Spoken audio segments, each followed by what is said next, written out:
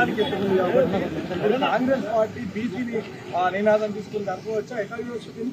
చూడండి బ్రదర్, బీసీల ఇష్యూల్లో రాజకీయాలు తగ్గదు, ఎస్సీల వర్గీకరణలో కూడా రాజకీయాలు తగ్గదు. ఎందుకంటే 30 ఏళ్ల నుంచి అనేక మంది బిడ్డలు ప్రాణత్యాగాలు చేసి, మాదిగలు పోరాటాలు చేసి, ఆత్మాహుతులు చేసుకొని తెలంగాణ ఉద్యమంలో మనం ఎంత బీభత్సంగా యుద్ధం చేసినామో ఎంఆర్పీఎస్ సంస్థ ద్వారా కూడా అట్లా యుద్ధం చేసింది. సరే, ఇవాళ మందకృష్ణ మాదిగ గారు బీజేపీతో ఉన్నారా ఇంకోరితో ఉన్నారా అన్నది పక్కన పెడితే, ఈ రాష్ట్రంలో ఉండేటటువంటి మాదిగలకు న్యాయం జరగాలని ఆనాడు వర్గీకరణ కోసం అసెంబ్లీలో కూడా తీర్మానం చేసి మేము పంపడం జరిగింది. ఇప్పటికి కూడా మేము అదే మాట కట్టుబడి ఉన్నాం. తీర్మానం చేసి పంపడం అన్నది ఆనాడు ప్రభుత్వం చేసింది. ఇప్పుడున్నటువంటి ప్రభుత్వం ముందట ఉన్నది వాళ్ళు అమలు చేసేటటువంటి ఆస్కారం. ఎందుకంటే ఈ మధ్యకాలంలో సుప్రీంకోర్టులో పాజిటివ్ తీర్పు వచ్చింది.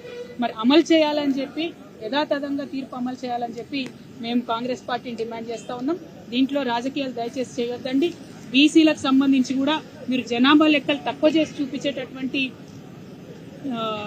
చిల్లర మల్లర ప్రయత్నాలు దయచేసి మానుకొని సమగ్రంగా బీసీలకు న్యాయం జరిగే విధంగా చేయాలని కోరుతున్నాం. 2011 క్యాస్ట్ సెన్సస్ ప్రకారంగా చూసుకుంటే ఓసీలకు 15% ఇంక్రీజ్ అయింది, ఎస్సీలకు సంబంధించి 17 అట్లనే ఉంది. మీరు చెప్పినట్టుగా పారదర్శకత లేదని అంటున్నారా? ఒకవైపు మంత్రి మాత్రం 15వ తేదీలోపల స్థానిక సంస్థల ఎన్నికలకు పోదామంటున్నారు.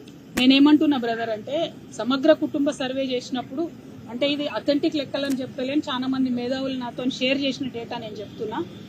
ఇదివరకు 2014లో 8% ఉన్న ఓసీల సంఖ్య ఇప్పుడు 15%గా, అంటే 13.3% హిందూ ఓసీ, 2% ముస్లిం ఓసీ కలిపి 15.3% అన్నట్టు ఇప్పుడు ప్రభుత్వం నిన్న లెక్కలు చెప్పడం జరిగింది. ఓకే, ఒక నిమిషంకి యాక్సెప్ట్ చేద్దాం. ఒకవేళ ఓసీల జనాభా 8 నుండి 15 పెరిగిందంటే మరి బీసీల జనాభా కూడా అంతే పెరగాలి, ఎస్సీల జనాభా కూడా అంతే పెరగాలి, ఎస్టీల జనాభా కూడా పెరగాలి కదా. ఒకటే గ్రూప్ పెరిగి మిగతా వాళ్ళు పెరగకుండా ఎందుకుంటారు? నేనేమంటున్నా, తెలంగాణ బిడ్డలంతా మన వాళ్ళు, అందరికి అవకాశాలు రావాలి. హృదయం సాఫ్గా ఉంటే లెక్కలు కరెక్ట్ ఉంటాయి. కాంగ్రెస్ పార్టీ హృదయం సాఫ్గా లేదని చెప్పడానికి ఇది నిదర్శనం. నేను అందుకే ఏమంటున్నా, నెపం వల్ల మన మీద నెడతారు రాజకీయంగా. కాబట్టి నేను బీసీ బిడ్డల తరఫున కొట్లాడుతున్నటువంటి వ్యక్తిగా ఒకటే కోరుతున్నాను, పోనీ నువ్వు చెప్పిన కాకి లెక్కనే ప్రస్తుతానికి ఒప్పుకుందాం. అంటే 56.3% వస్తుంది.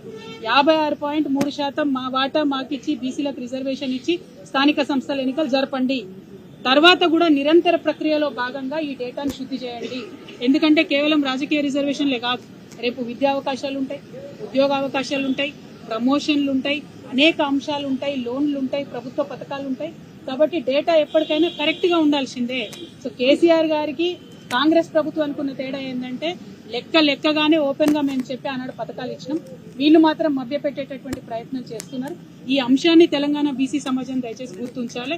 ఎట్లా అయితే ఓసీల డేటా పెరిగిందో, జనాభా పెరిగిందని వాళ్ళు చెప్తున్నారో, ఎట్లా అయితే మిగతా వాళ్ళ జనాభా పెరిగిందన్నారో, వాస్తవానికి బీసీలకు కూడా పెరగాలి.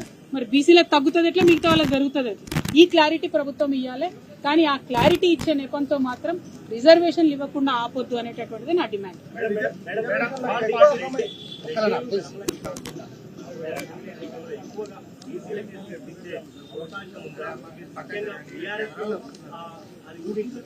బాబు, ఆంధ్రజ్యోతి బాబు, నువ్వు తెలంగాణలో చిచ్చుపెట్టకయ్యా.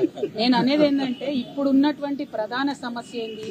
ఇప్పుడున్న స్థానిక సంస్థల ఎన్నికలలో బీసీలకు కామారెడ్డి డిక్లరేషన్ ప్రకారం రిజర్వేషన్లు ఇస్తారా అయ్యారా? కామారెడ్డి డిక్లరేషన్లో 42% అన్నారు. ఇవాళ జనాభా లెక్కలలో వాళ్ళే 56% అంటారు.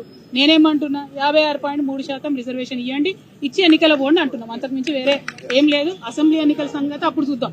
స్థానిక సంస్థల ఎన్నికలలో మాత్రం కాంగ్రెస్ పార్టీ వాగ్దానానికి నిలబడి ఉండాలి. Thank you. జై తెలంగాణ.